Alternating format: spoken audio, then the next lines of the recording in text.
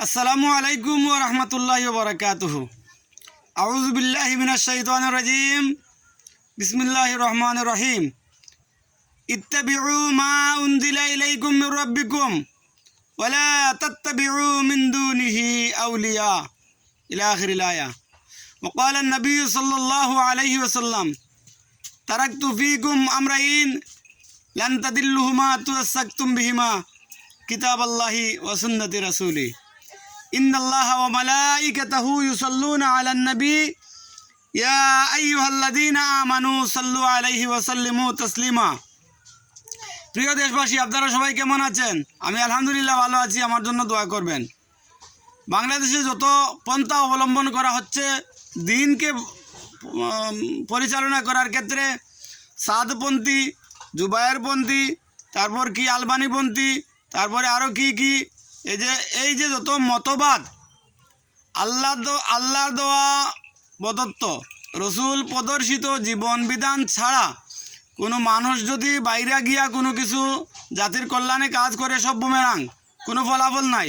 আল্লাহ তাআলা বলেন, ইত্তেবা করো তোমার রবের পক্ষ থেকে যেটা নাজিল হয়েছে, কোরআন।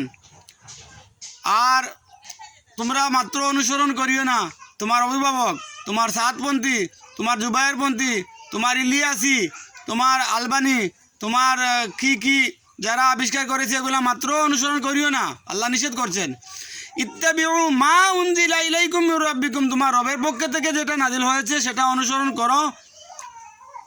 ওয়ালা তাত্তাবিউ মিন দুনিহি আউলিয়া, তোমার পৃষ্ঠপোষক যারা যেটা নাজিল করেছে ওটা মানিও না। দেখুন, আজ সাদপন্থী, জুবায়েরপন্থী হইয়া তিনজন মানুষ শাহাদাত তো হয় নাই, ওরা তো মরে নাই। ওরা মরছে, শাহাদাত হইব কেমনে? ওটা তো দিনের জন্য না, তারা দুইটা গ্রুপে সংঘর্ষে মারা গেল।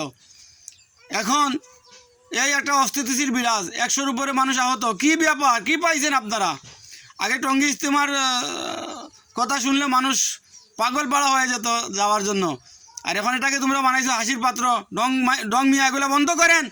আল্লাহ প্রদত্ত, রসুল প্রদর্শিত জীবন বিধান দিয়ে ব্যক্তি, পরিবার, সমাজ এবং রাষ্ট্র পরিচালনা করেন, দেখবেন কল্যাণ আর কল্যাণ।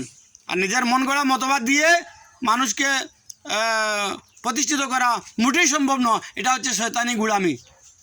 তারাকতু ফীকুম আমরাইন লান তাদিল্লু। আল্লাহ রাসূল সাল্লাল্লাহু আলাইহি ওয়াসাল্লাম যদি দুইটা জিনিসকে আঁকড়ে ধরো তাহলে কখনো পথভ্রষ্ট হবে না।